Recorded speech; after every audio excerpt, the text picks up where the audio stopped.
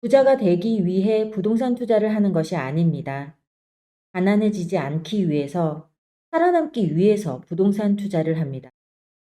부동산에 관심이 없는 사람들, 부동산 시장은 남의 이야기라고 무시해버리는 사람들, 이런 사람들은 사실 모두 원하던 원치 않던 이미 부동산 시장에 활발히 참여하고 있습니다.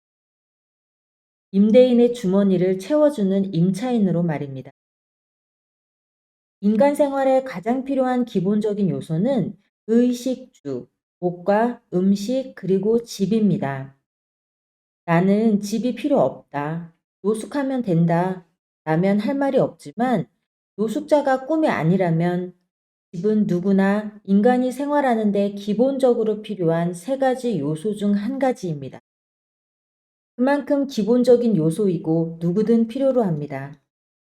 아직도 부동산 시장을 부정하고 부동산 투자 수익을 저급하고 부패한 자본주의의 산물로만 여긴다면 부자는커녕 소위 말하는 벼락거지가 될 수밖에 없습니다.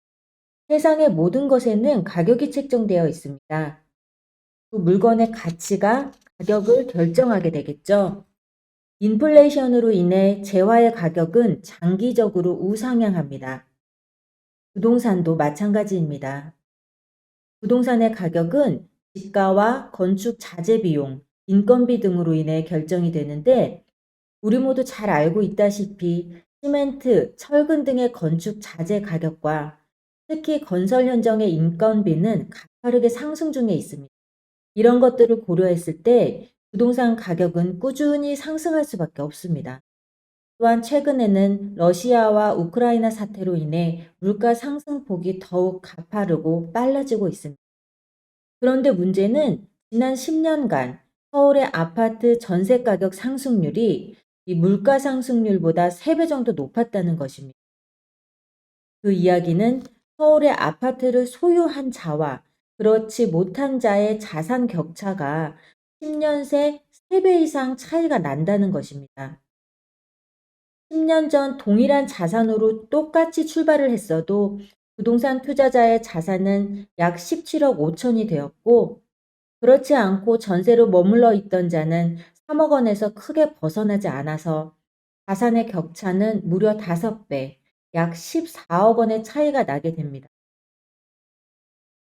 서울 아파트의 가격 상승이 물가 상승보다 몇 배 높을 수밖에 없는 이유는 바로 여기에 있습니다. 바로 부동산의 부증성과 부동성 때문입니다. 첫 번째, 부증성이란 토지의 양은 한정적이어서 추가로 생산할 수 없는 성질입니다. 필요하다고 무한정 생산할 수 없는 것이 부동산의 부증성, 중요한 특징입니다. 두 번째, 부동성은 토지나 부동산은 인위적으로 이동하기가 어렵습니다. 지방의 아파트가 남아돌고 서울의 아파트가 부족하다고 해서 지방 아파트를 서울로 옮겨올 수 없다는 뜻입니다. 코로나로 인해서 마스크는 이제 필수품이 되었습니다.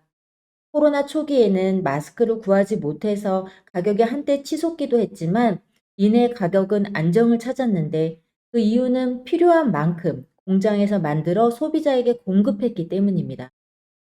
하지만 부동산은 원하는 대로 찍어낼 수가 없습니다.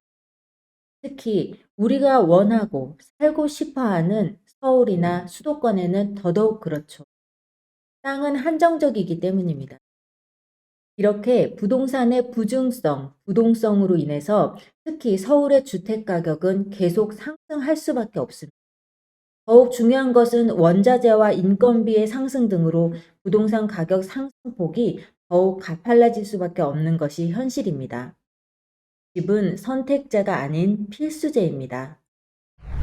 더 이상 벼락거지가 되지 않기 위해서 이제라도 우리가 부동산에 관심을 가져야 하는 이유입니다.